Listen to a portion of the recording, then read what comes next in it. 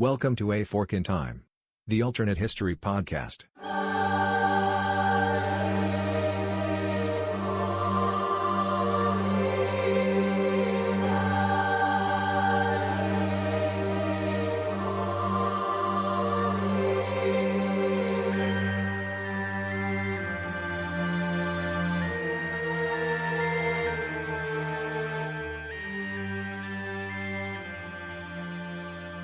Welcome back to A Fork in Time, the alternate history podcast. Don joining you today along with Chris Capola. Chris, I'm not going to tell you to say hi to the good people because you'll just say hi to the good people. So say something other than hi to the good people so they'll know you're here.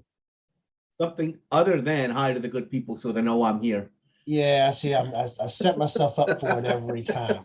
So good to have Chris joining me today. We're going to go on one of these almost we'll call this one a mini-sode plus, Chris. It's, we introduced that concept a few episodes back, and we're trying to be tighter about some of that. We have some interesting things in the production queue, including at least one two-parter that we're aware of, which I think is going to be a really good one.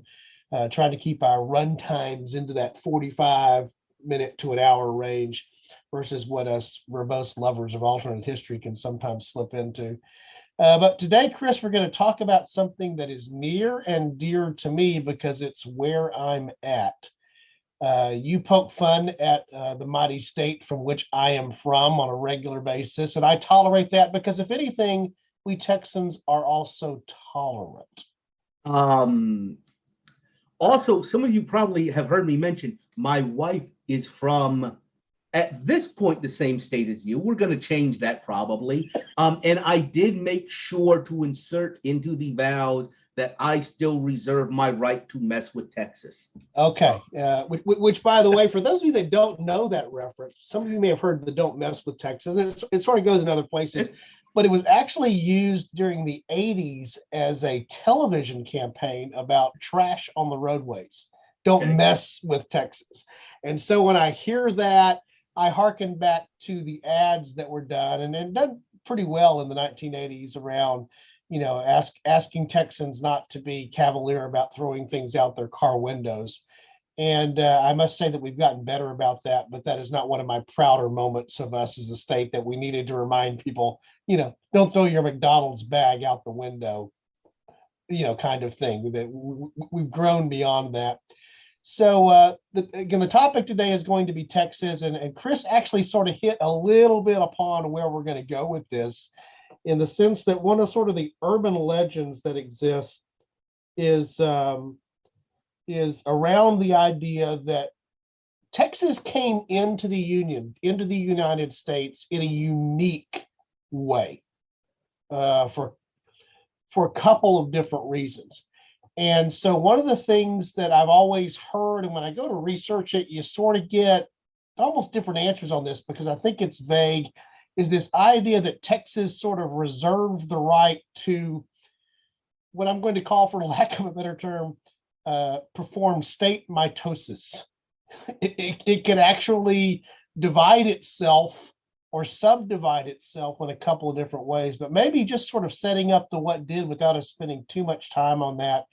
Chris, you sort of alluded to it in the intro here. How did Texas get to be Texas? I know I can tell that all day long because we have to take classes in it, when we're students here.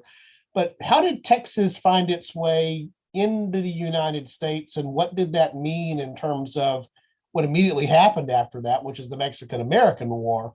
So how did we get to where Texas is Texas today, before we talk about Texas being something other than Texas today? Like breaking away from things.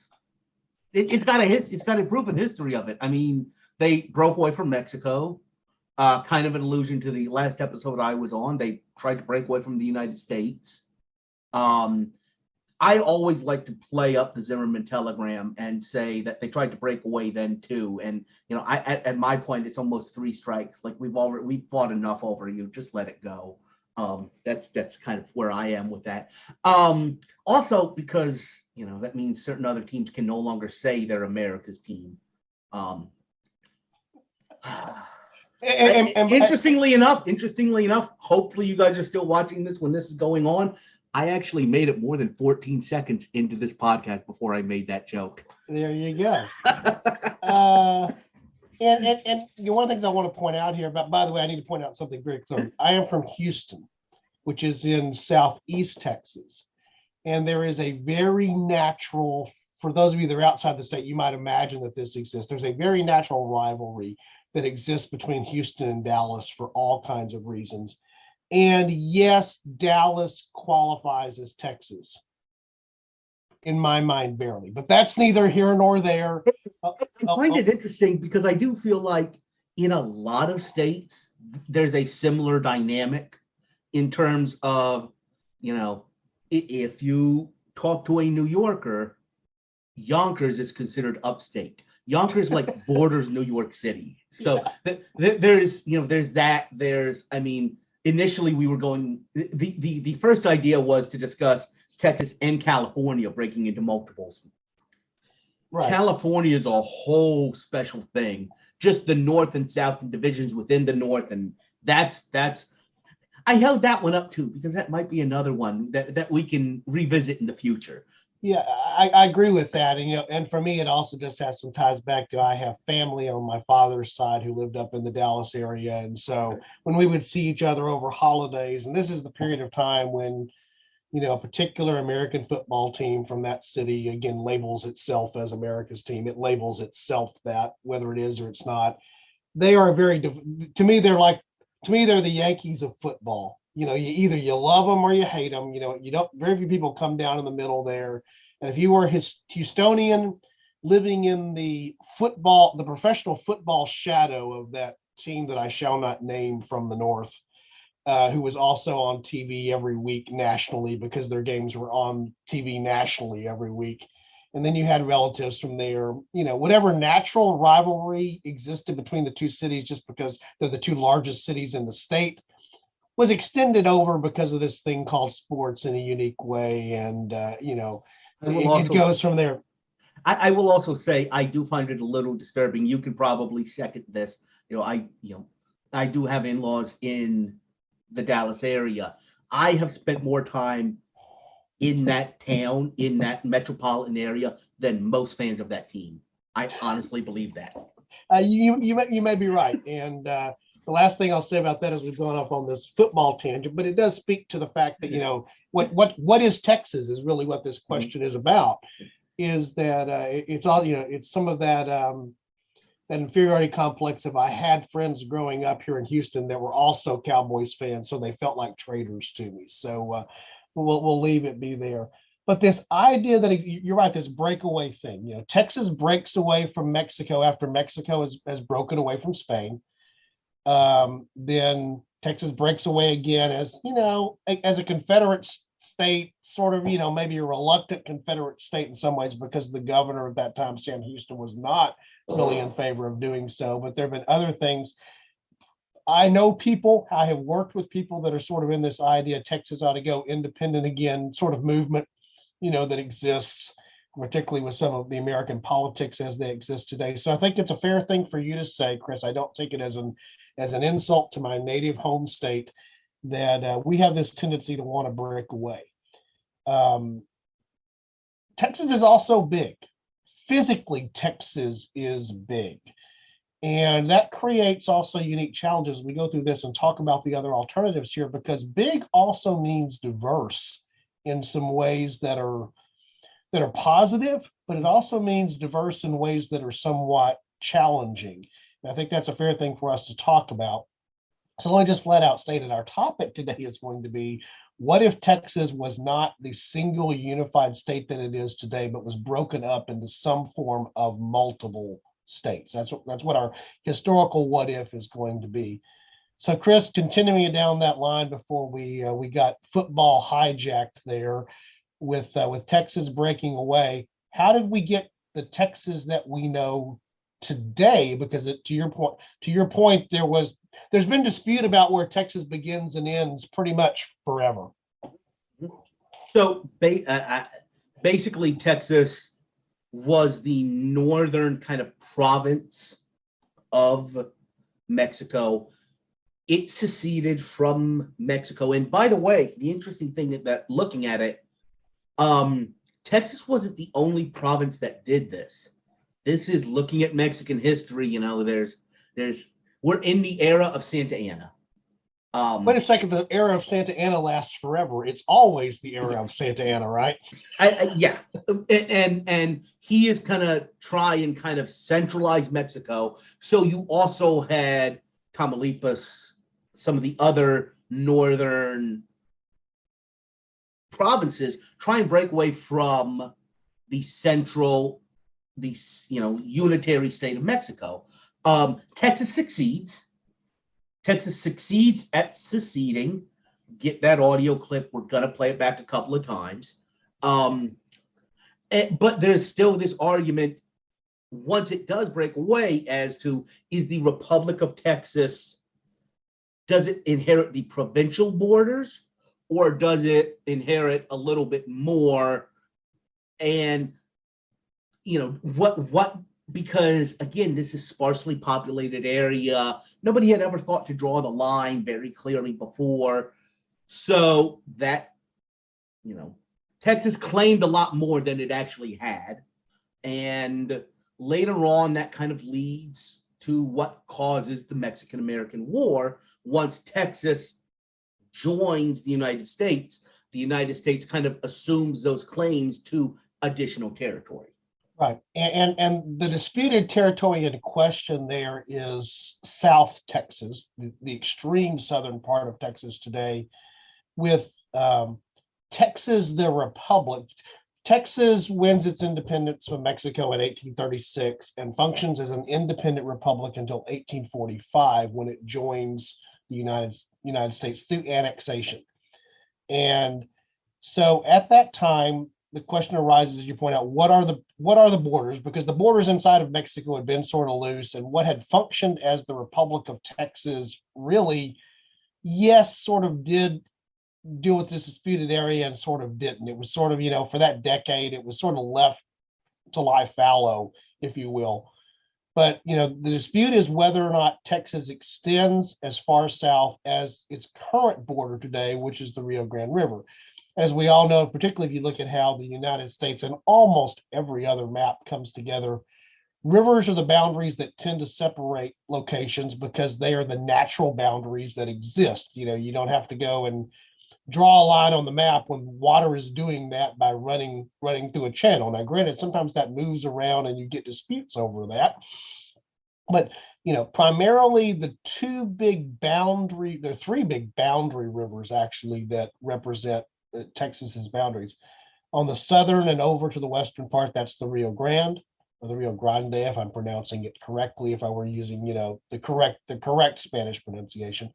There's a river called the Sabine River, which is the division between Texas and Louisiana.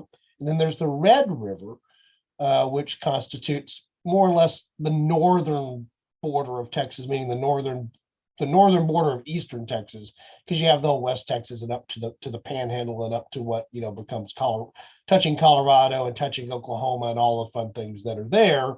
I looked it up. It goes up into Wyoming. Yes, if you really look at one of my favorite maps, which is like the map of like the largest possible thing that Texas can be, you do extend up into what is modern day Wyoming in the ultimate sense. And so, again, this existed from way back. In fact, this actually starts in 1836 when the Battle of San Jacinto, properly pronounced San Jacinto, is won. And by the way, that's a 15-minute drive from my house to that battlefield. So I've been there many times in my life. In fact, the large monument that sits on that battlefield, I know I've mentioned this before, is easily visible from places that I can get that are a couple of minutes away from my house, because, and even the house that I grew up in, which is about 10 minutes from where now, there was a tree we could climb in the woods behind the house that we called Monument Tree, because you could see the San Jacinto Monument from that tree. That's how close I am to where Texas claimed its independence. That's in my backyard. And but at that particular battle, which is a whole interesting thing, there's an episode on, I'll put the link in that because I did a whole episode on this, what if that had not happened, is Santa Anna, in this particular role as president and general, he's wearing both hats when he's here during the Texas Revolution, as we call it. I guess they would call it the Texas insurrection or whatever, whatever you want to call it otherwise.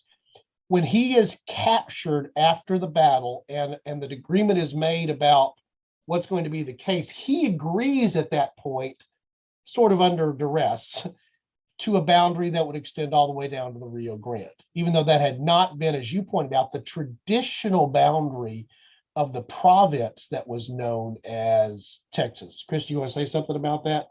Yeah, first, if you're talking about the province of Texas, it's Tejas. Two, Correct. the first Texas insurrection, because you guys have gotten cute again after that. But what was there's kind of a fourth river that isn't as important because of what you just said, and that river is the Nueces. Correct. And the Nueces River is the fallback. It kind of parallels the Rio Grande. It was kind of the provincial border of Texas, and it is what Mexico says later on, after we're no longer holding their president ransom. That's what they say the southern border of Texas is. Yeah, and that river, for people who maybe aren't as familiar with Texas geography as obviously as we natives are, is flows into the sea near what you would think of, the easiest way for me to identify it for listeners who may not know otherwise or want to pull up my map, near Corpus Christi. And so it's a considerable distance up from where the Rio Grande empties into the Gulf of Mexico, which is modern day Brownsville, McAllen area, and where the Nueces empties into the Gulf of Mexico, which is Corpus Christi. I've driven down there. That's a couple hours drive just between those two distances, and there's a very long South Padre Island is actually on the coast there. That's about the closest thing we have to a real beach here in Texas. That's a whole other thing. But it's a considerable distance. We're not talking about a couple of miles here. We're talking about hundreds of miles, and we're talking about a notable difference. We're also talking about a notable difference in the topography and the geography of the land that's there. The further south you go, the more you get it sort of into open plain, less sparsely vegetated. It's good for ranching. It's not good for farming, except for what has happened in South Texas now. It's for the production of citrus products with heavy irrigation being involved in that. So it's that type of thing. It's the type of geography and climatology that works for growing, oranges and grapefruit and things like that, but not so much for cultivating cotton or the other crops that are well known for, or rice, or the other things that are particularly notable as you come further up north of the Nueces and into what is traditionally Southeast Texas today. Think the Houston area over to Beaumont and that type of area there. So you have it's not good for growing petrochemicals. Correct. or large refineries, as the case might be. Although that is true down in the Corpus Christi area, and I know that from work experience. And so you make a valid point. So this first disputed territory is really the area between the Nueces and the Rio Grande, and then extending west for what that means. Pretty sparsely populated actually today, definitely sparsely populated back in the day. And so part of the reason it's not an issue is, well, who's living there and who really cares about it? This is still more the frontier period of the American West/Southwest. And as you will point out, Santa Ana comes and goes, it seems like, on regular cycles, and what's going on with the Mexican government comes and goes. What's going on with U.S. expansion comes and goes. And so ultimately what happens is it's not a big issue while it's the Republic of Texas. But once the Republic of Texas is annexed and becomes part of the United States, we're literally talking months here, Chris, before this becomes the dispute. And it, everything I've read on that leads me to believe the U.S. was wanting this dispute to happen. They precipitated this dispute by creating a situation where American soldiers would be attacked, but only after they had moved into this territory and provoked the situation. And then boom, we have the Mexican-American War over this. Yes. So basically the United States moved cavalry units into what it said was part of the U.S., south of the Nueces. I've heard other things that those units were pretty close to the Rio Grande, Yes. might have even gotten their feet wet on their way over the Rio Grande into what is today Mexico. But, this is one of those interesting things that, after it reminded me a lot of something we talked about in an earlier episode, the Gulf of Tonkin. We breezed over it, but it's one of those, everybody's shouting and screaming, American troops have been attacked on American territory. And after the fact, after people start looking at it, there was some hick one-term congressman that actually put forward something called the spot resolution, trying to study where these troops actually were when the attack happened. And like all congressional blue ribbon commissions, we already signed the peace treaty with Mexico before it got formed. So it kind of went away. Yeah.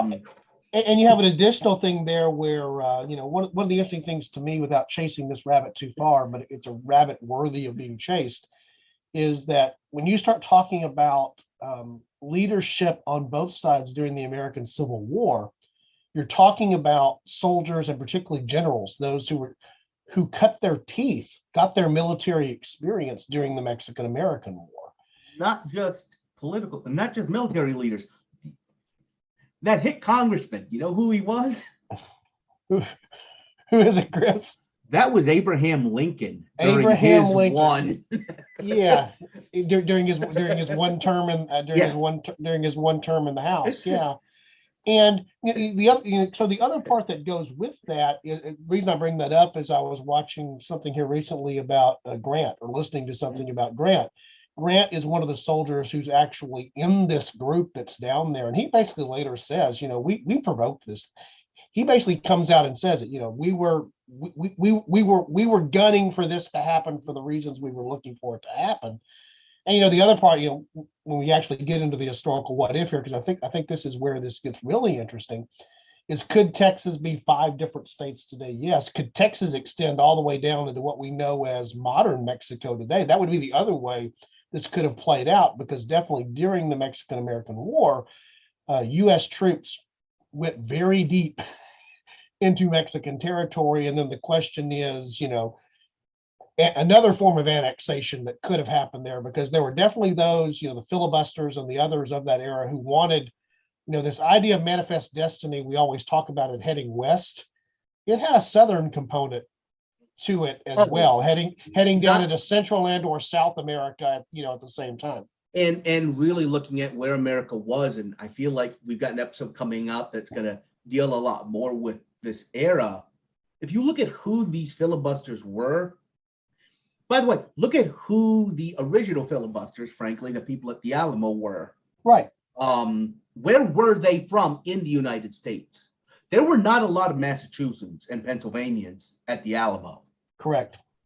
There were tons of Tennesseans. Yes. I guess Crockett technically is, you want to call him an Ohioan, I guess, maybe. Maybe, but he's one of those, like, you always associate him with Texas, or with Tennessee, actually.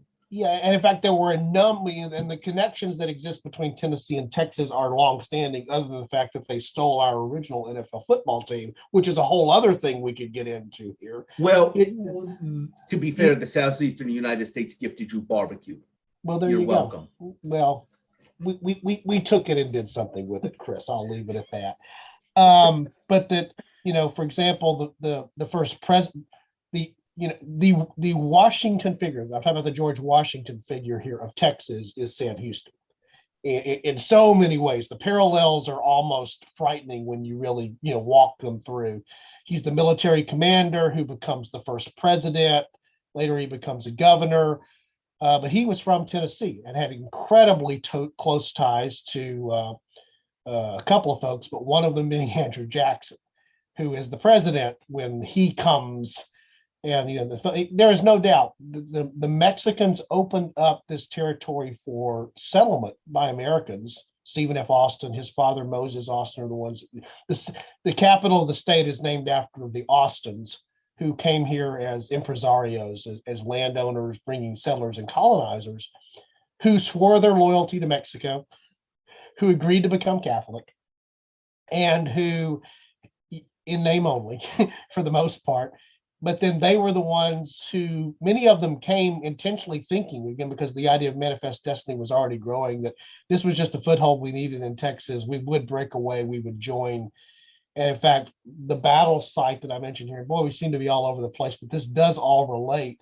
The battle site for San Jacinto is part of what in Texas history is known as the Runaway Scrape, which is after the Alamo, the Texan, by the way, called Texian forces, that's always interesting to me, are fleeing eastward ahead of a much larger contingent, the Mexican army, far larger, far better equipped, far more capable. And most people believe that what Houston's trying to do is make it to the Sabine, to make it to Louisiana, to being within influence of US troops who could come across the border and intervene, or maybe even lure them into somehow getting involved in this. And basically, the Mexican-American War happens a decade earlier as part of the Texas Revolution. And that's a really interesting thing, thinking about the Mexican Revolution. Almost 70, 100 years later, whenever you have fighting troops anywhere near the border, that comes into play because they are very careful, literally like gun emplacements. They make sure that they're firing into Mexico. Under no circumstances are they ever pointing guns towards anything like the United States, just to make sure there's anything like that happening. Yeah. And so, to me, that again, we're going to talk here about the boundaries and what it would mean to be a different, a different Texas in shape or its multiple states, is that this is all part of the historical what did in the background. This has been running. What is Texas geographically has been running as a constant theme ever since, as you pointed out. It was Tejas and Coahuila. It was actually like a combined thing before it broke off and did what it did. But what is Texas and what does that mean has been going on for decades before the time frames that we're talking about, maybe even further back, even during the Spanish period. But then continues moving forward during this other interesting period. The last thing I want to point out, one of we study Texas history here in Texas. We actually study that for the first time formally in 7th grade. And what I remember about that, this is a personal anecdote, is the textbook for that class is the largest textbook I ever had. It was, which I think is maybe sort of intentional, given that it's Texas history, right? It wants to be a big book. It literally was, Chris, and Chris can see me on the screen now. It was 3 to 4 inches thick. And it was like a big block, kind of almost like a cinder block textbook, if that makes any sense. I just remember every other book that we had to deal with. At this point we're now in middle school, so we're having to carry our books around. We have lockers. We're not staying in one classroom all day long like used to be the case in elementary school. You had to tote that big old Texas history book that I remember with a red cover on it. In fact, I may look to see if I can find an image of that book, and that may be the cover image on the website for this episode if I can find it. What I remember about that was it was big, and what I also remember about that, which is where it relates to this, is that during the period of time when Texas was being settled by the Spanish, it was primarily mission activity into East Texas by Catholic missionaries. And it seemed like every missionary that came into East Texas was Father Hidalgo. One of the jokes that we used to have is, if you don't know what the answer is to a test in one portion of Texas history, you're probably pretty safe saying Father Hidalgo. It's like if somebody asked you who was president of the United States during the first half of the 20th century, well, you got at least 40% of the years covered if you just answer Roosevelt and not specify which one. Yeah, I was going over that. What was it, Teddy? Yeah, it's just Roosevelt. The Father Hidalgo period of Texas history, leads up to this. And even there were the questions about where the boundaries were, how far up into was modern East Texas this territory extended as they were interacting with the Indians. So what is Texas geographically? Having talked about this for 10 minutes, and we probably could have done it in one. What is Texas geographically is not a new question. Yeah. is a fair thing to So, say. so when the United States annexes Texas, as I understand it, the United States initially came in with a plan and did not want to bite off the chunk of what is Texas. They wanted to split it up. And Texas decided to come in as a singular unitary state. Is that a fair? And by the way, the other thing I'd like to point out, Texas today is the second largest. Correct. But if you think about what states were in 1845, we don't have a lot of these Western larger states. Texas is about geographically, even at this point, it is 3-4 states worth of just square mileage. Yeah, and if you choose your what equals a state for equivalency's sake, if you choose the Northeast, it's 20 states worth. Yeah, Texas quick. is New England. It's the whole New England. Yeah, and maybe dipping down and grabbing some of the Mid-Atlantic, and even moving over into Ohio and territory stuff. Texas is big, but you're right. It dwarfs the other states, and even the Louisiana Territory purchase was massive, and it happened before this. Texas is at least 2/3 the size of what arguably the Louisiana Purchase territory represented. That was a little bit nebulous, again, defined by rivers and drainage basins and all that, because it hadn't been fully quote unquote surveyed in the modern sense, or mapped, drawing the lines.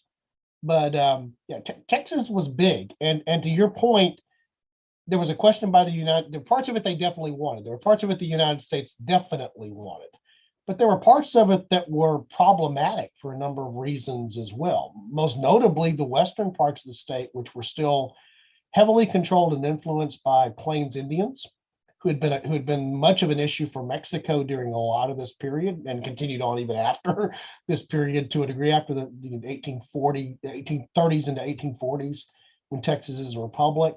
And again, the state is very different. A lot of the images you see of Texas, people think of cowboys on horses ranching, and a huge part of the state would match those images. The part of the state that I'm in is pretty heavily forested. Moving over into particularly East Texas, which looks a lot more like northern Louisiana in terms of its topography and it's the plant life and what's there. In fact, one of the interesting things about this part of the state, when I talk about this part of the state, the part that I'm in, Southeast Texas, is it's sort of on the border between agriculturally and culturally what was the American South, and also what we think of as the American West. I live sort of on the cusp of cotton versus cattle. Is one way to think about it here. I think one really, really interesting way to think about it is 90 degrees hot? No. Okay. You are a Western Texas person. The reason I say that is this. You're right. Kind of Houston's one. If you follow the coast up a little bit closer to Louisiana into what is basically bayous, what is swamps, that humidity kicks in, and 90 degrees becomes hot very quickly. While if you're kind of Western, drier, 90 degrees, fine, just put up some shade, you'll be fine. If you're in like a humid environment, shade doesn't mean anything. Yeah. And that is all within the state of Texas, within one. Yeah. Yeah. And the other thing that, just again, talk about the size, and then we'll jump over into the what if here. I think we did a good job setting up the what did, is that, my favorite thing is if you flipped Texas over using currently its northern border, the top of the panhandle, for those of you that know the shape of the state, the southern part of the state, the southern tip, if you just flip it over, so you're hinging on the panhandle, that becomes the hinge, and you flip what is South Texas north towards Canada, it falls like 40 or 50 miles short of the present Canadian border. That's how much the north-south span is here, if you look at that and do that.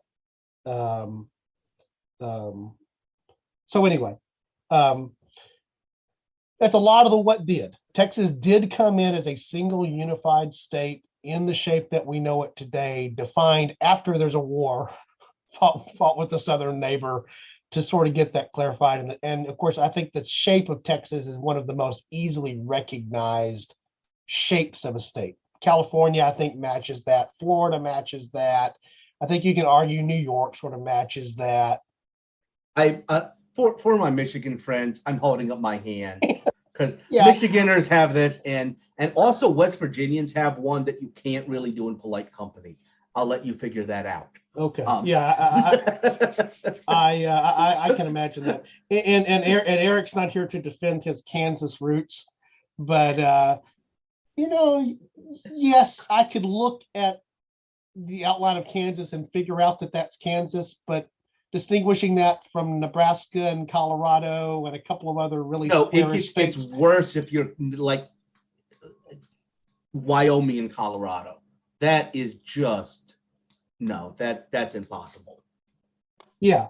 And so again, that shape of Texas that we know today is iconic, especially if you are a Texan, but by no means settled until after the Mexican-American War. That's when even the Republic of Texas, if you see a map of the Republic of Texas, you'll see the one you were talking about that does that weird sort of goes, way forward north thing, or you'll see a much smaller, think of it as being East Texas up through about maybe Dallas-ish. There was some question about where that was supposed to be. No, you guys are stuck with them. I am not letting you get away with saying no. They are Texas. Okay, you're not getting rid of them. I will claim them barely, but that's a personal thing with me. So let's go the two extremes here, Chris. Unless you have looking at other ideas here, let's talk about there's more than one Texas concept. If it had been broken up. What is the first thing that pops into your head about being different? First of all, I guess we can identify the fork here as more or less when the borders were settled after the Mexican-American War and the annexation is sort of finalized.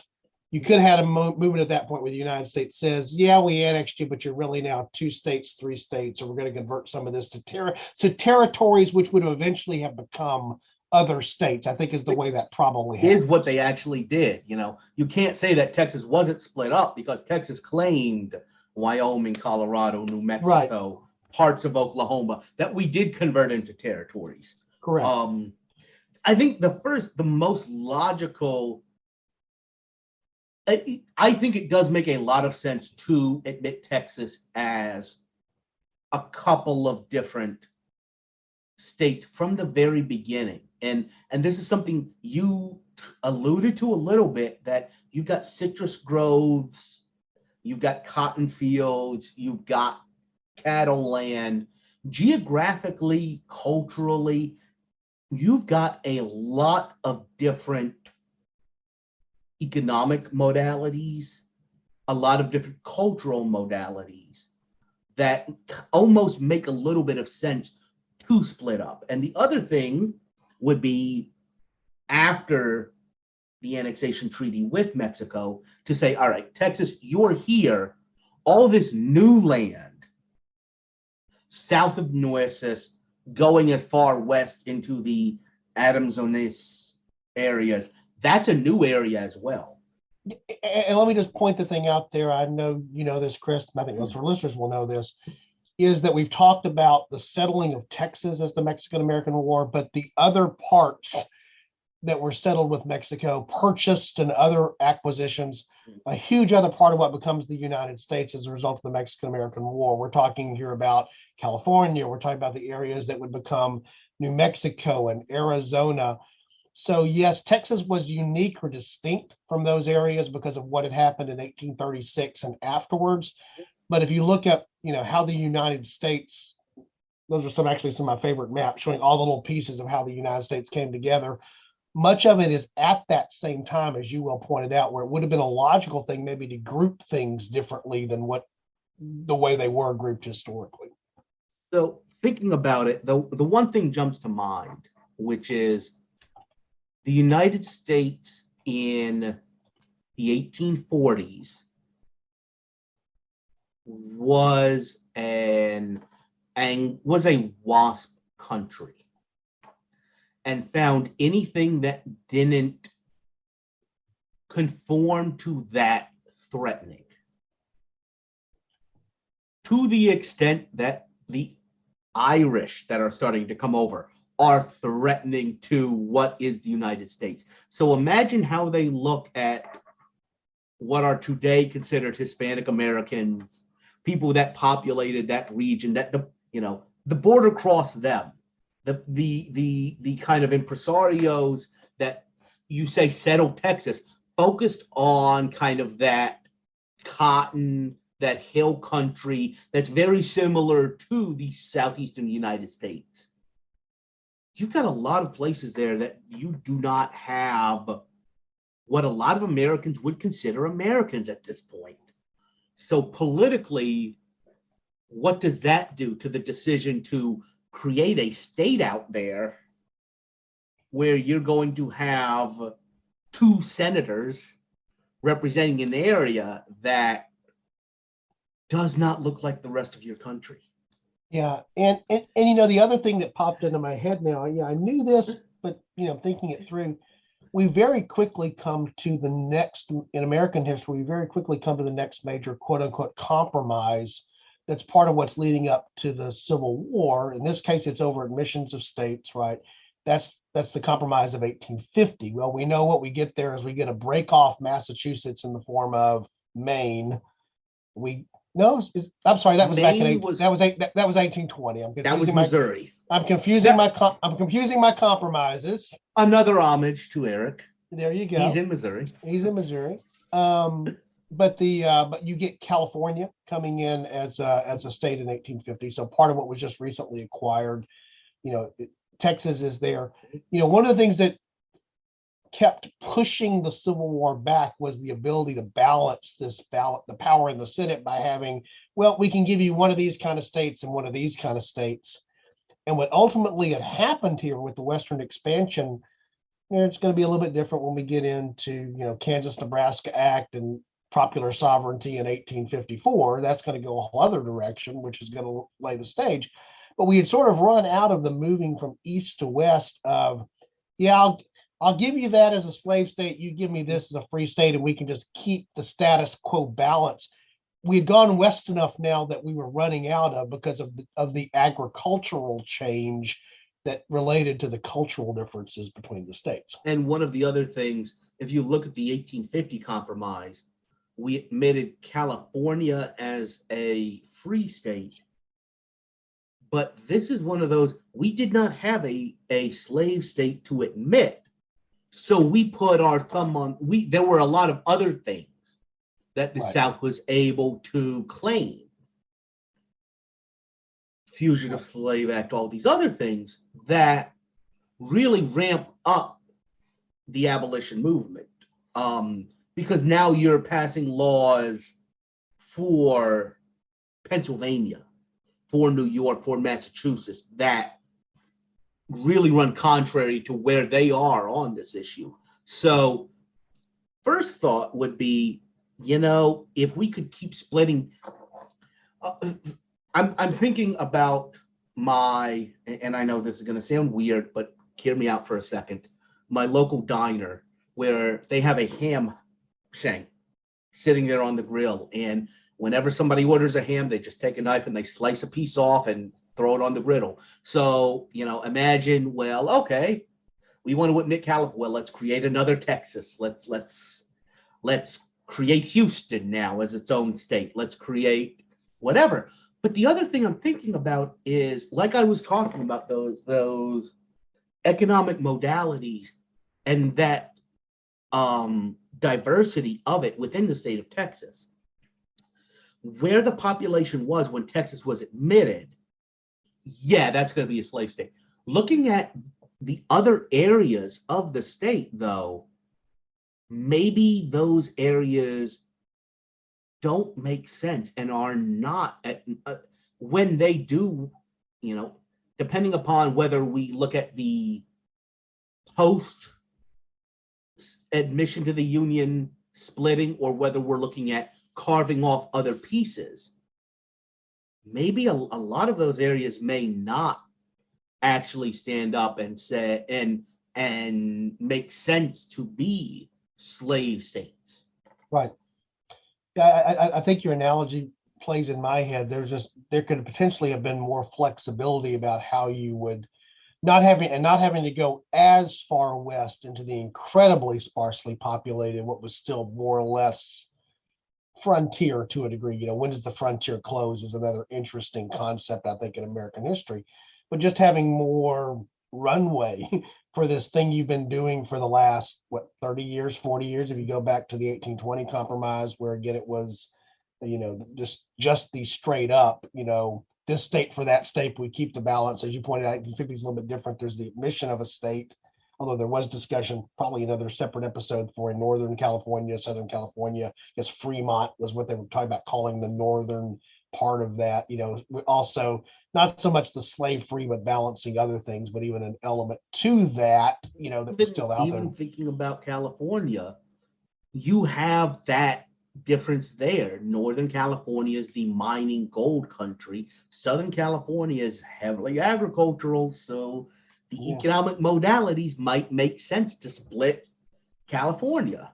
Yeah. And so I think you're right. One of the first interesting things that come to mind to me is how this would have played out in that period from the Mexican-American War up to the Civil War, and could having a different division there, because again, as I think I mentioned this sort of in the opening segment, Texas is diverse.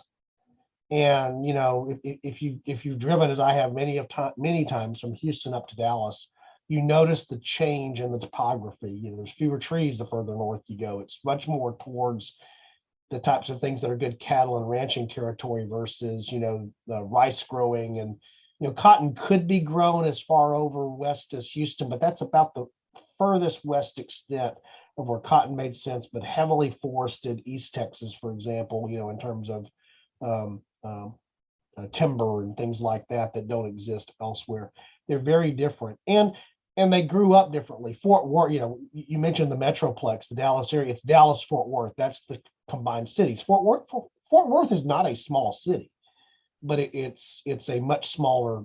It's the St. Paul of Texas, in the sense that there's twin cities there, and one is definitely the bigger one. But the Fort Worth exists most definitely because of cattle drives and what's going on with the movement of livestock.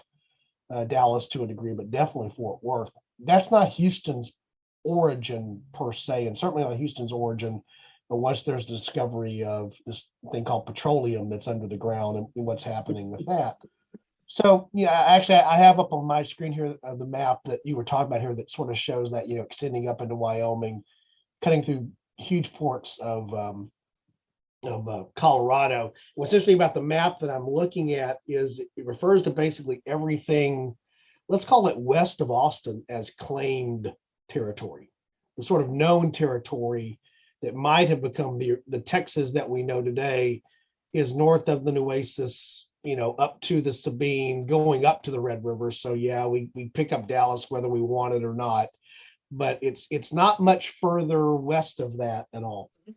And I think one of the functions of that was the timing of the Texas Revolution and the fact that you hadn't had enough time to, for the lack of a better phraseology, Americanize much more of Texas to bring in Anglo settlers. You still had Native Americans. You still had people that those Anglo settlers did not think of as Americans.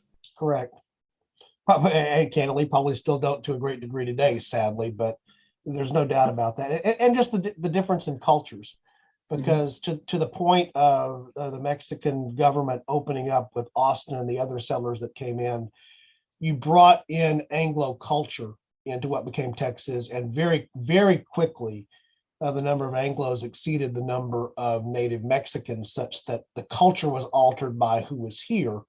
That was not true out west because of being more sparsely populated, still being more with those that have been part of Spanish Mexico, and then just part of the territories that, they were claimed, but they weren't really controlled by Mexico at all. In fact, that's a major problem that Mexico has, which is the whole reason they're really willing to sell / cede so much of this. It's, yeah, we had that on a map, but we never had that sort of to begin with, so good riddance, especially if you want to give us some money for it, really good riddance kind of thing. Yeah. So if we end up with multiple texi, is that the appropriate plural maybe there of having multiple Texases? Maybe we have multiple texi, is, carrying that fork forward.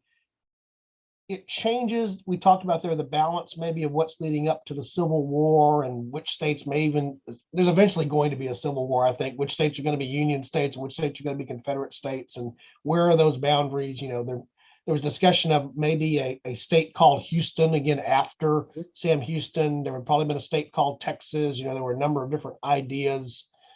Fredonia, there was actually like a small independent claim that tried to happen there, what it would look like.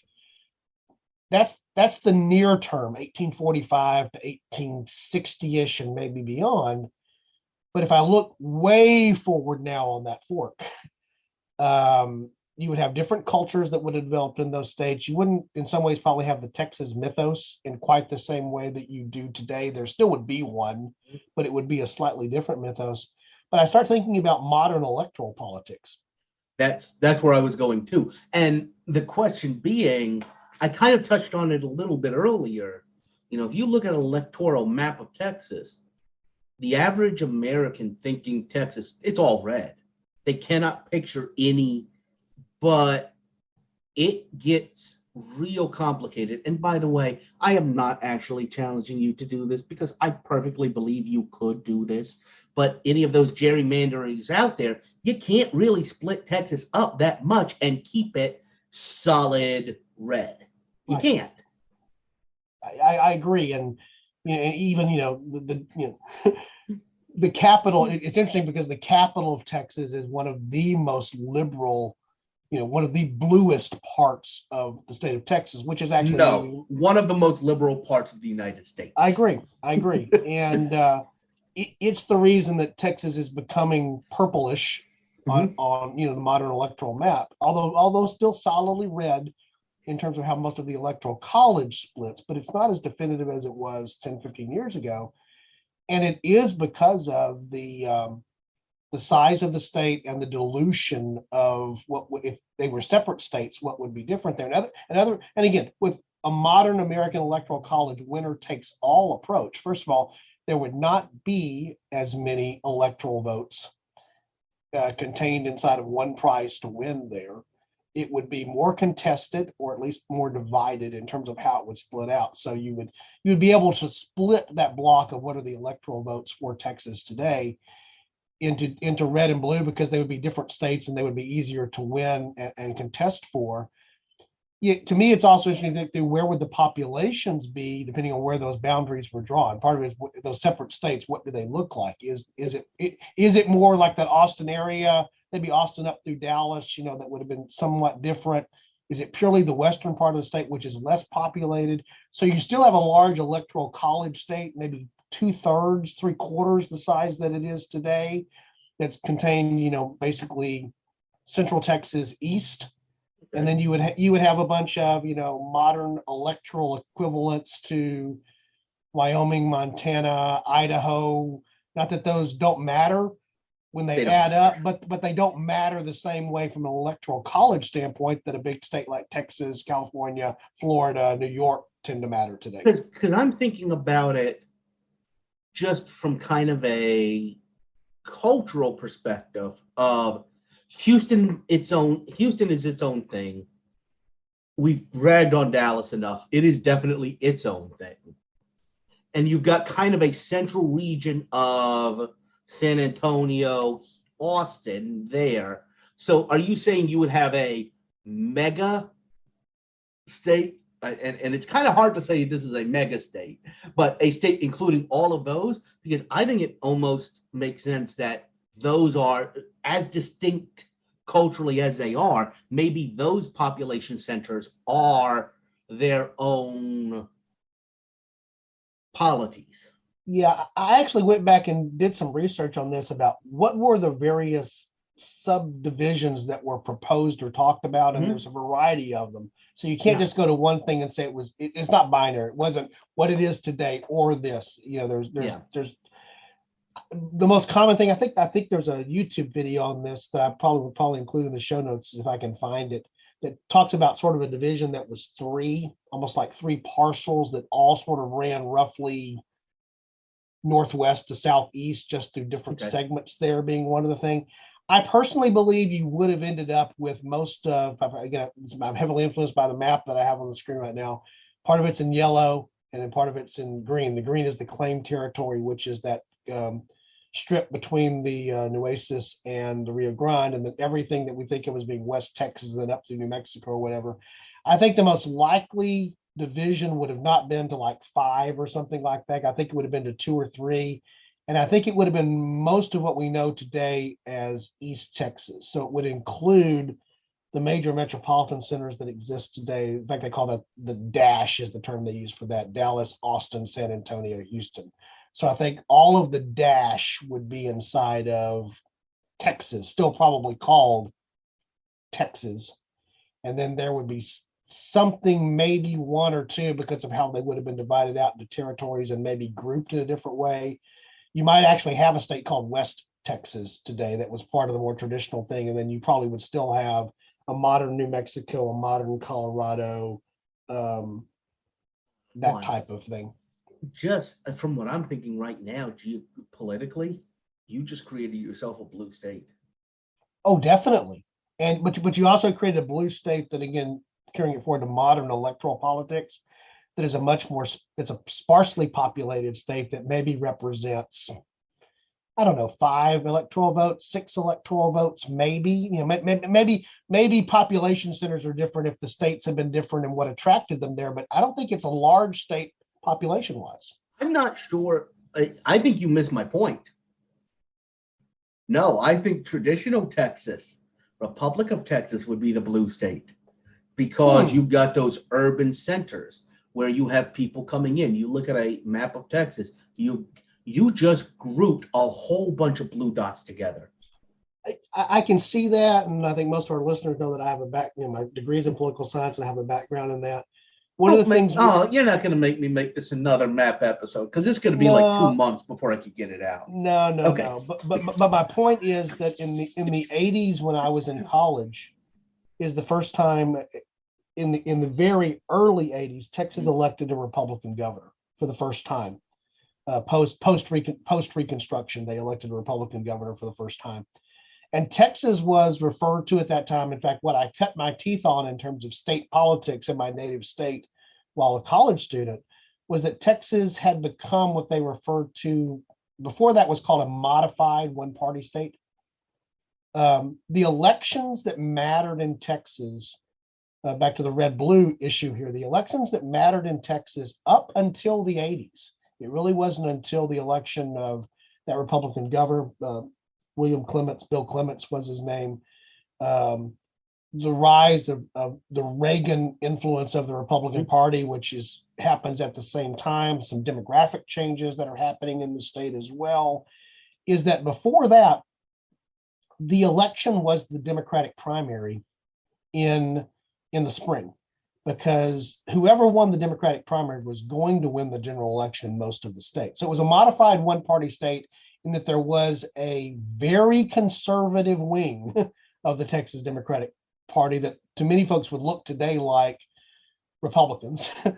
And then there was the quote unquote more liberal wing of the Democratic Party, which, by the way, was not as liberal as most people would think about it. This was a much narrower definition of what was there. But there were two wings of the Democratic Party, and that was what, again, the election that mattered, the election that decided things was the Democratic primary in the spring, was not the general election in the fall. That has subsequently changed. So to your point, Chris, I think you're right, that revised Texas that we've talked about here could have been, or might even in a modern sense, be a blue state much more today, because it doesn't have the balance of the red elements of particularly of the west side of the state. And it's the west side of the state. The south of Texas, Correct. the occupied territories are blue. But the other thing I'd say to my personal hero, last actual Texan ever elected president, that party changed, and part of what you're talking about, that shift, is a reaction to shifts within the national parties, thinking about Connally and how close he got to Richard Nixon. Connally being governor of Texas, that was in the motorcade in Dallas, and by 68, Nixon and the silent majority, John Connally has kind of saddled up to Richard Nixon. So you already had, you had a bit of a shift in national politics back then, but the Democratic Party is a heavily urban party today. It focuses on those population centers, which you just went ahead and grouped all together. Right. And then so what happens if they get, again, this is the divided Texas concept. This is going down that path, and we jumped all the way from the 1840s to the 2020s in terms of the impact here. I don't see a lot of difference developing in terms of economy and the other things that drove migration inside of the United States from the north and from the east to the south and to the west, which is what we've experienced. I don't see how this changes the invention of air conditioning, which is what you need to have happen. Right, and I don't see how this changes eventually the discovery of oil, which changes what's there. I don't see how it changes any of the other things. We need to go back a couple thousand years to herd those dinosaurs out of there, but other than that, yeah. I still think you have Dallas. I still think you have an Austin. I still think you have a San Antonio. To me is the interesting thing, because I could see a different path for a San Antonio in an alternate timeline where maybe it's the primary city in that now West Texas element there. It sort of becomes the leading point. It has definitely more of the direct heritage back to the period of time when Mexico was the political authority. And I could easily imagine, a scenario where what I'm going to just call, for lack of a better term, revised Texas, East Texas, West Texas, is maybe the easiest way to describe it, is that East Texas's capital might be a Houston, or might even be a Dallas, or some other arbitrary thing that's there. Austin, which was sort of an artificially created location, more central to the state, maybe never comes to be. And so you still have the influence by Austin has in some ways almost become a suburb, a very north distant suburb of San Antonio. That's how large the sprawl of modern San Antonio is. I think you could see a scenario where the capital of East Texas is, like I say, Houston or Dallas or some other arbitrarily created city, Huntsville, if you know the Texas geography well, because that's where Sam Houston goes to retire, and there's a large state school there, that type of thing. So maybe Huntsville's the new capital, renamed Houston there, perhaps East Texas, and maybe what we know of as San Antonio today is the easternmost large city in this big thing that's called West Texas. And maybe El Paso comes to be or doesn't come to be, as the situation might be. And if that happens, I do think you definitely then have the chance of what you described here from a modern electoral map of a very blue East Texas and a very red, potentially West Texas, or at least a purple West Texas, because it would have urban elements and rural elements, and the way that it would play out, which would also again just be very different. The thing when are you talking about that split happening, though? I mean, at admission? I think it would be sometime. I see two scenarios. I mean, again, we didn't define a clear fork here, which it's because it's tough to do. I could see it happening as part of the admission process, being one of the ways it could have gone down. Okay. I find that less likely than this is somehow a reorganization that comes along with the Civil War / Reconstruction, or maybe before the Civil War. I more easily see that in terms of what's a realistic fork here. That's where I see more realism. Two things I'm thinking about: how West Virginia became West Virginia. The other thing I'm thinking about is something we really don't talk about that much anymore, but I know it's kind of deep in like the idea of alternate history, Turtle Dove in his series does split Texas and creates I'm going to call it a loyalist state of Houston, kind of harkening back to his hesitancy to break away.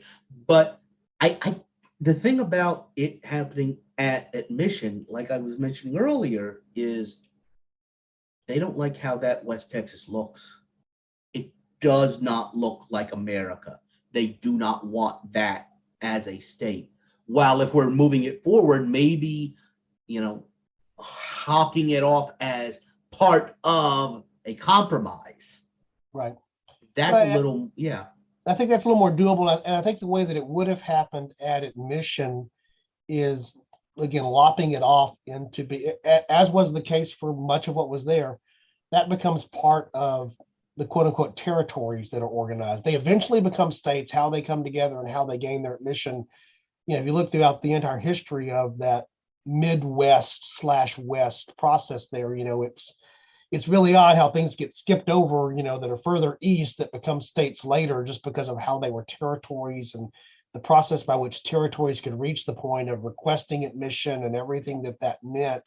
Is if it happens at annexation, as part of the annexation, and or when the treaty is done with to really set the boundaries for good at the end of the Mexican-American War, you might even have a situation where those who were quote unquote Texans at the time were like, okay, yeah, the stuff west of where San Antonio, fine, whatever, do with it what you will.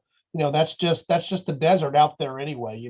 We don't care as much about it. I mean, thinking about it the way you just put it, it would take on the character of I'm going to say a lot of American territories, which are, we admit this territory, we claim a territory, and then we start making it America.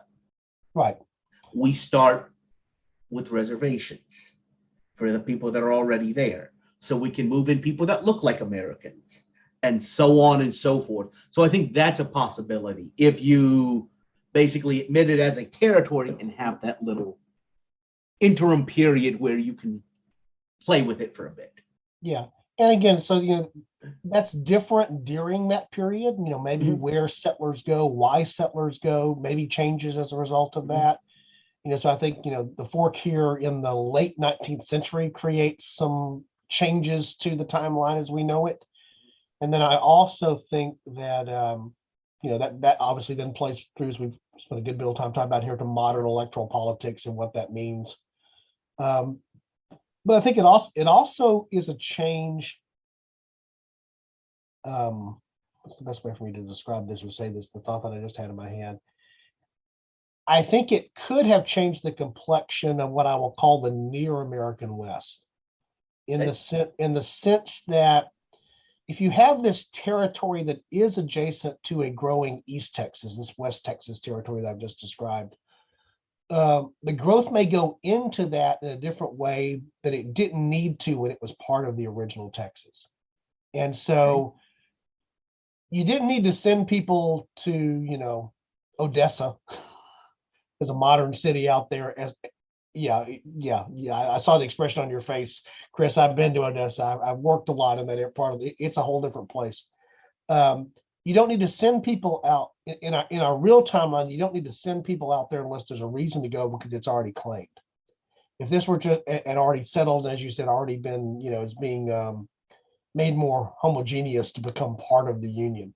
Whereas if it's a territory, you may suddenly have more people choosing to go there, probably from, the now redesigned Texas that we think of here as East Texas.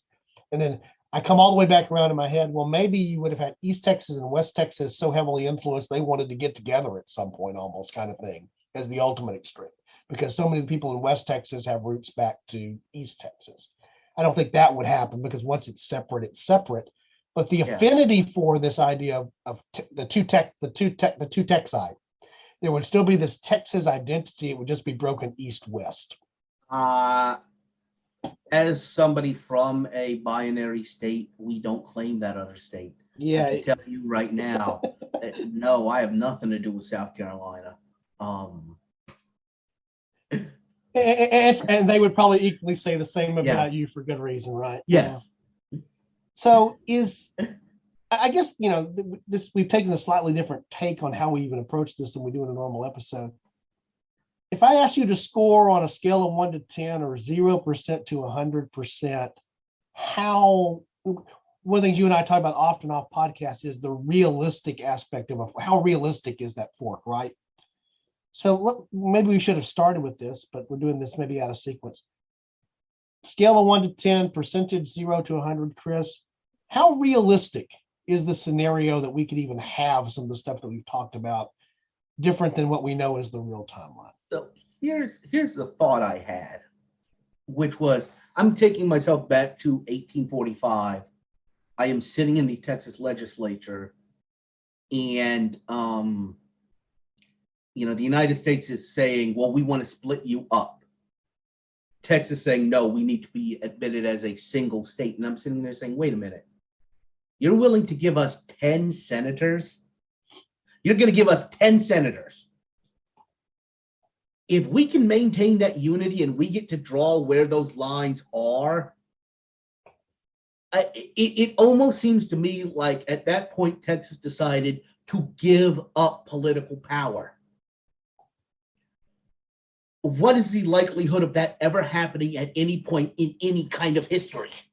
And particularly when you're talking about the giving up of power being Texas choosing to give something up that it felt like it had earned or had the right to, right? Right. Yeah. I don't see how, I agree with you. I don't see how that happens. So again, let's use my 1 to 10, 10 being, very likely, 1 being impossible. Where do you score it? So we've talked about all these different ways this can happen. That seems to be like at least north of a 6, maybe a 7. Moving forward, we do get into, that all depends on how those borders are drawn.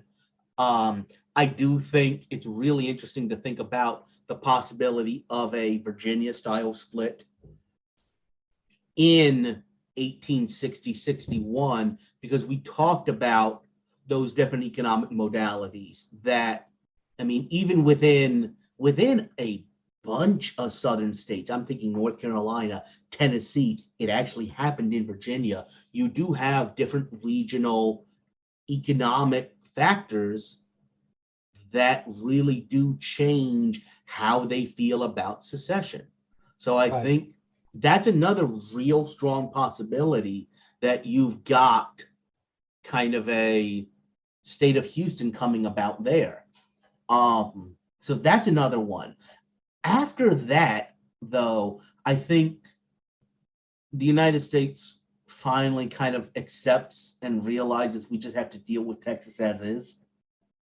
That's after kind of 1870, once you really start the entire Mississippi Valley, and you start moving out west in terms of admitting states, that's when the borders are getting really solidified. So I'm not sure that you see anything happening after that. So the window of time really is annexation through the disruption of the Civil War.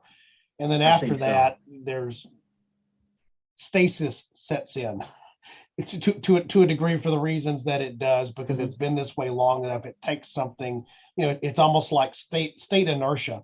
It's going to take something really big to make this happen now, because that's a settled thing at rest. You know what? At that point, I think the people making decisions also had to carry that 4-inch Texas state history book, so they just accept it as how things are. Yeah. But the other irony of that, Chris, and this is probably more for those of us that are here in Texas, the other way that Texas history was taught, and I have a copy of it. It's not the original, but I have a copy of it you can buy later. Is that in addition to producing, again, this thing that literally could anchor a small boat. That's how heavy that thing was. Maybe it seemed that heavy because I was in 7th grade, but it was heavy. Is that the other thing they had was something called Texas history movies, which actually was this other way that Texas history was taught, essentially through a glorified John Wayne's career. Through a glorified comic book. That's why it was called Texas history movies. That it actually had it was Texas told as a comic.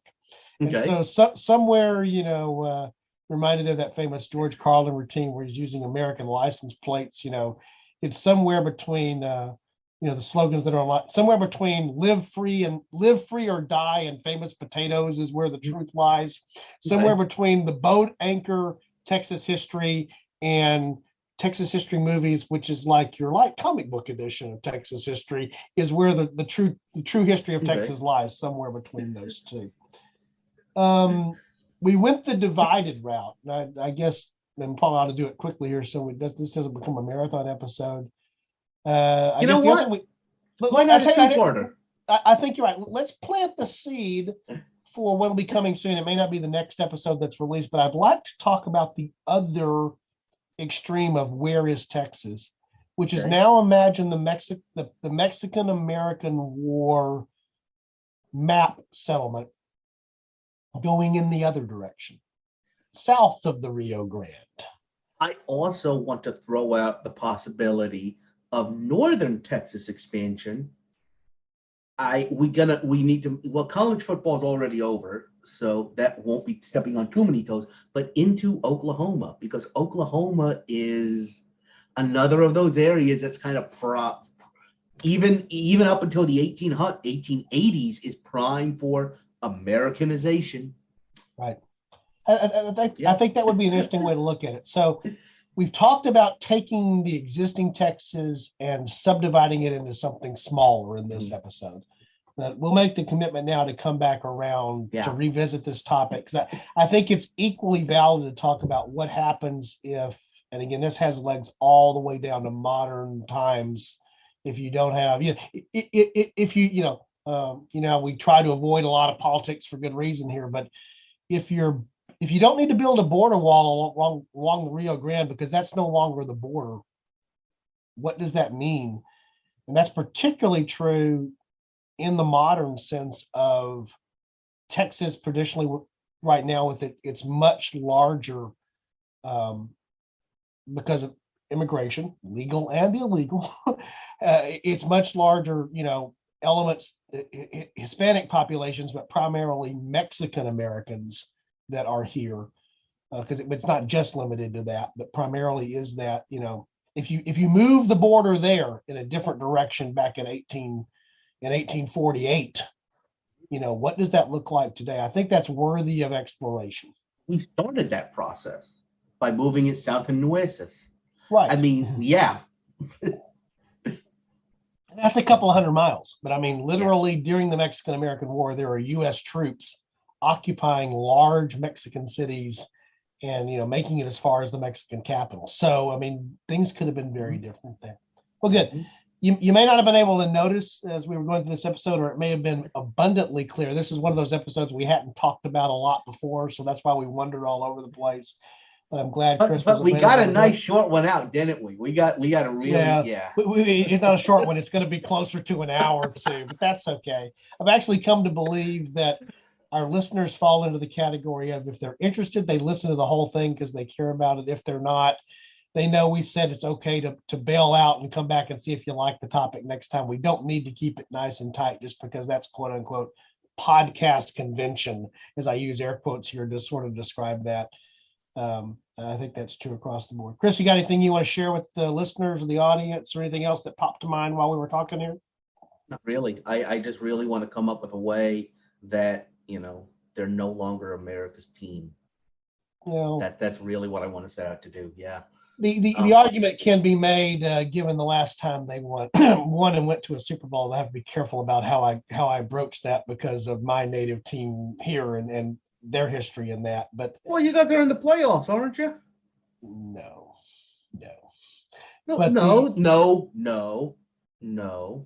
What was the original Houston team? Well, the original Houston team was this thing called the Oilers. What are they called today? They're called the Tennessee Titans. Are they in the playoffs? They are, but you have to understand, and this, I will now indulge myself as the founder of the podcast and being allowed to mount a soapbox every once in a while.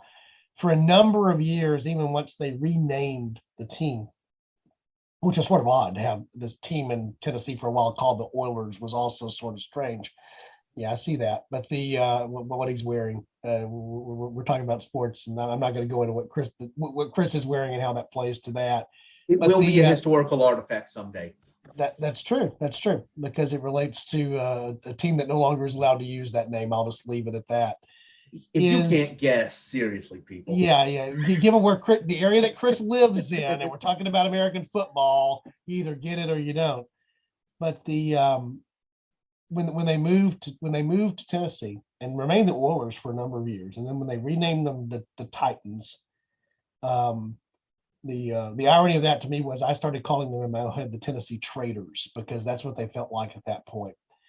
And understand this: the team moved because of the owner. That's a whole other thing, and there was politics involved in getting a stadium/arena built and all kinds of other things here, like most of what goes on in, I guess, really American sports more than global sports. You don't hear about football clubs relocating quite as often. Talk about football, the round thing that most of the world pays attention to, as you do with American sports.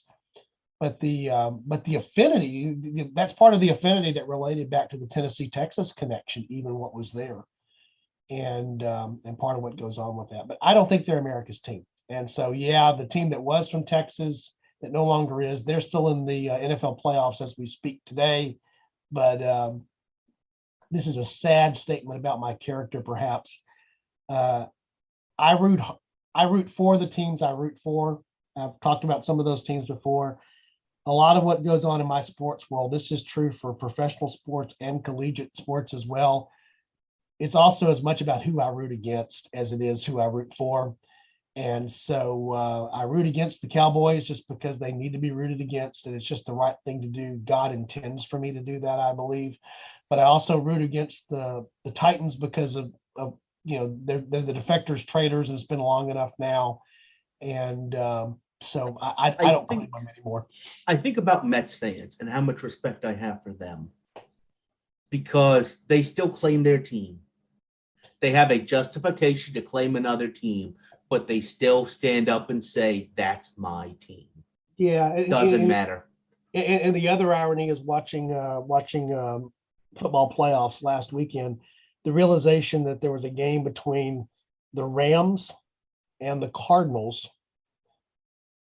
Both teams in the western part of both teams in the western part of the United States that within the last 3 decades have both claimed a Midwest city called St. Louis to be their home at various points, because the Cardinals, which are now in Arizona, came from St. Louis originally, the football Cardinals.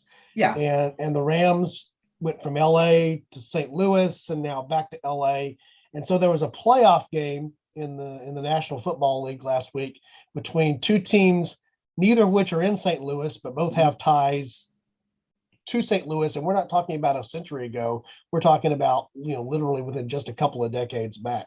We need to get Eric in on this and find out. I know he's in another market who's also in the playoffs. Congratulations, Eric. What game gets aired as their local game? This does tie to our episode topic. I know it feels like we're really chasing a rabbit here at the end, but I'm also amazed by even just popular culture about what is Texas, for example. Mm-hmm. Many of you familiar with an American television show ran for over a decade in terms of number of seasons, The Big Bang Theory, which then spun off to another show which purports to talk about Sheldon's childhood and constantly during The Big Bang Theory, the references are to East Texas. And actually the actor that portrays that character is from the Houston area. So that's part of the reason that's there. But when you look at the opening credits for Young Sheldon, it's a West Texas motif. I wouldn't even say West Texas. That's Arizona almost. Yeah. And then something just in an episode here recently, again, of Young Sheldon, which is not something I watch on a regular basis, but see occasionally. He's going to a thing in Texarkana, was a recent episode here. Almost as if, let me tell you, I've driven from Houston to Texarkana. That's pack a lunch, maybe pack 2 meals, because it may take you may make it may be lunch and dinner before you get there. You'll arrive around dinner time. That's a 5.5 to 6 hour drive from Houston. And they want to intimate there that that's just that he's close to that naturally, and it's a short bus ride away to go to the science fiction convention, I guess it was in Texarkana. Let me tell you, those of us in Houston, we don't think of Texarkana as being close. It's far closer to Dallas. Again, that's just tying back to our original topic. There's this idea that I think a lot of non-Texans have. It's homogeneous. It's all, their idea of Texas, as you said, it looks more like an Arizona landscape than a East Texas landscape. Because if you know East Texas, we have the piney woods. It's forests and hills, but they're rolling hills. It's lush. It's a lot closer looking to that swamp thing that you get over in Louisiana than it is to what you get out even in the central part of Texas and certainly west from it. So, man, we've gone the full gamut now. We got as we do all the time. We tried to redraw the map after the Mexican-American War, and we ended up talking about CBS sitcoms to close it out. So there you go. Anything else? No, nothing really. Okay, yeah, I'm gonna finish it, bring it back. There's one scene I'm remembering in the original, the first Big Bang Theory. There's a scene where they go to Sheldon's home and they're looking around and they're a little shocked that it looks suburban, that it doesn't look like, I made a reference to it to John Wayne's film career. It doesn't look like a movie set. It doesn't look like Blazing Saddles or I'm all, I work with colleagues that are from Scandinavia, and many of them have been here to Houston for a number of reasons. And I've heard some of them actually talk about, their conceptions about Texas and then coming to Houston, even to Houston, their conceptions about, this is the irony. In the European mindset, I think maybe even in parts of the American mindset, people confuse Dallas and Houston as almost as if they're the same thing culturally, and as well as the geography and the climatology. No, they're different. Yeah. It all gets back to his 90 degrees hot. Yeah, and how much humidity, and how much humidity you're willing to. How much humidity you're willing to endure, right? Yeah. And well, yeah, for example, in the summer here in Houston, we don't follow the temperature, we follow the heat index, what it feels like. And the reason is that can have a double-digit difference in terms, the temps may be 96, but it feels like 108 because and that is not the case. It can, Dallas can actually get temps, man. Now, this is your meteorological course in Texas, Texas. Dallas can get temps that are 108, 110, but it's much drier. And certainly out in West Texas, you can get those types of things, 100, well, it's just a dry heat. There's dry heat parts of Texas. And then there's the area that I live in, which if somebody else hadn't invented the concept of the sauna, we would have, because we get it. Well, I guess your Scandinavian friends should feel at home. There you go. Introduce that to them. That brings everything full circle. So once again, if you've managed to stick through the last 10 minutes of this, you are truly a loyal, devoted listener. We give you credit for that. And so if you have, we just want to say thank you. Again, we remind our listeners, go visit the website. Do it at least once so you know what's there, because there's ways to interact that are there. And the only other thing I wanted to mention, Chris, I mentioned this on a special thing. I'll just mention it again here. We'll continue to mention it. You notice that we did not interrupt the flow of this today, although you may have been wishing desperately for an interruption of the flow at some point if you were a listener. We didn't interrupt it for an ad. We've chosen to discontinue actually having third-party ads as part of the podcast.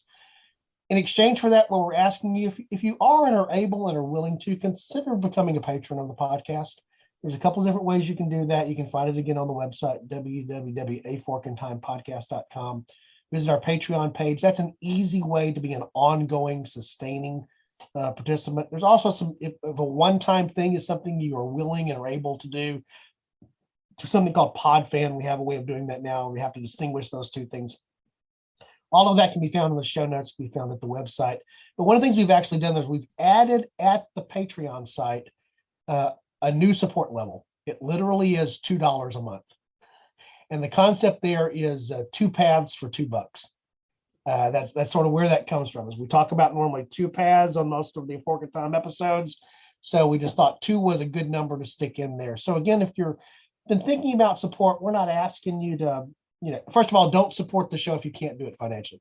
Not asking that at all. But if you can and you enjoy what we do here, it does help us keep it going forward. Some of the things that we're doing, some of the things that we're looking to expand, give that consideration. And one of the things we've now promised is we're not going to annoy you with ads in the middle of stuff as a trade-off for that. So this was my very much at the end PBS pledge drive kind of insert here that I think goes with that. And the other thing I want to mention is there are now updated things at our TeePublic site. And for those of you that don't know what TeePublic is, it's a neat way to do logoed stuff without having to have somebody print thousands of it. They basically do them on demand. What's added there now, Chris, this may be news to you, because I don't know how many people have visited there. We have the logo stuff for Fork in Time. There's now logo stuff there for the room where it happened. And as of this past week, even created some logo stuff that's a combination of the 2 logos. So if somebody's looking for ways to support, and you can get mugs and shirts and all kinds of things there. If you haven't checked that out, there's a link. I think if not, I'll put a link in the show notes. I say that all the time, then I have to remember to go back and actually stick these links in there. There'll be a link in the show notes directly to our TeePublic page. And so you'll notice that you leave the website and you go to TeePublic. Pretty easy to navigate there. And so if you're just, you want to support the show, not financially, but support the show by letting folks know you listen to it or getting the word out that way, when you go back to work, when we actually go back to work and have that experience happening, maybe a coffee mug's the way that you do it. Or when you're lounging around on a Saturday, maybe you're in your A Fork in Time hoodie as we're here in the winter. That's out there as well. But we added, the point of me mentioning this, because not all listeners may know this, we added Room Where It Happened stuff there. I know this is a Fork in Time episode. We added the Room Where It Happened logo there, as well as some joint logo stuff. So just some ways to support the show that way. I'm going to shut up now, which is a hard thing for Don to do, but we're going to make that happen here. And Chris, we have to close out the episode. It is a Fork in Time. There's only one acceptable way to close out a Fork in Time episode, which is reminding our listeners, if they encounter a Fork in Time, what is our suggestion? Take it.